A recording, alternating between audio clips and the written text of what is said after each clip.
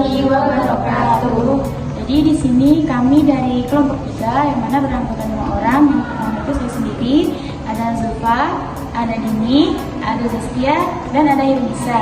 Jadi di sini kami akan menyampaikan materi tentang media pembelajaran berdasarkan gaya audio dan audio visual dalam pembelajaran PPKN.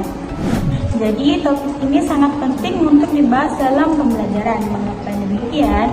Karena setiap siswa itu kan mempunyai cara belajar yang berbeda. Jadi ketika guru dapat menyesuaikan media dengan gaya belajar siswa, maka pembelajaran akan menjadi lebih efektif dan menyenangkan.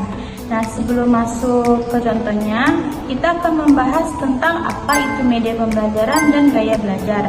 Jadi media pembelajaran itu adalah alat bantu guru untuk menyampaikan materi kepada siswa agar mudah dipahami. Sedangkan gaya belajar adalah cara tiap siswa untuk menerima dan mengolah informasi.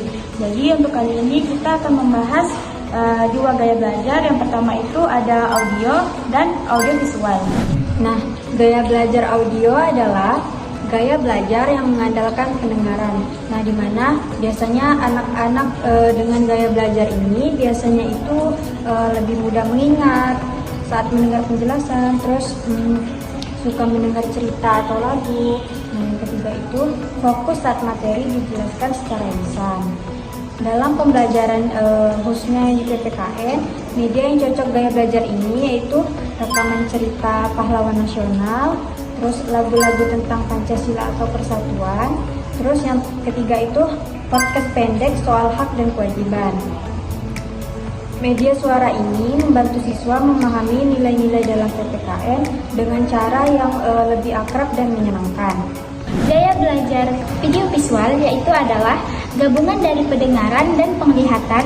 Gaya ini cocok untuk siswa yang suka belajar lewat video, gambar bergerak, dan suara secara bersamaan. Nah, contoh media yang cocok untuk pembelajaran PPKN yaitu yang pertama ada video animasi gotong royong, yang kedua ada film pendek tentang pentingnya sekolah, aturan sekolah, yang ketiga ada PowerPoint dengan suara narasi, yang keempat yaitu ada video lagu nasional dengan lirik dan ilustrasi. Nah, dengan media ini siswa jadi lebih tertarik dan memahami materi seperti nilai-nilai kebangsaan, norma, dan aturan dengan lebih mudah. Penggunaan media harus sesuai dengan materi pembelajaran dalam PPKN DSM maupun DMI. Ada banyak materi yang bisa disampaikan lewat media audio dan audio visual. Contohnya itu di kelas 1 sampai dengan 3 SD. Itu yang bisa disampaikan adalah lagu, yaitu judulnya Aku Anak Indonesia. Untuk temanya itu kebinekaan. Yang kedua itu ada cerita suara, hasilani disiplin di sekolah. Untuk materi dan aturan sekolah. Yang selanjutnya itu ada di kelas 4 sampai 6 SD, yaitu video yang berjudul Hak dan Kewajiban Warga Negara. Yang kedua itu animasi yang berjudul Pemilu Ini Sekolah. Media ini bikin siswa lebih aktif dan senang belajar karena mereka merasa seperti sedang bermain sambil memahami isi pelajaran tersebut. Nah, jadi dari penjelasan tadi dapat disimpulkan bahwa yang pertama itu media pembelajaran harus disesuaikan dengan gaya belajar siswa, apalagi pada media audio dan audio visual karena itu membantu siswa untuk lebih cepat paham. Kemudian yang kedua itu dalam pelajaran PPKN, media ini sangat berguna untuk menyampaikan nilai-nilai seperti nilai Pancasila, norma, hak serta kewajiban siswa hingga dengan cinta tanah air.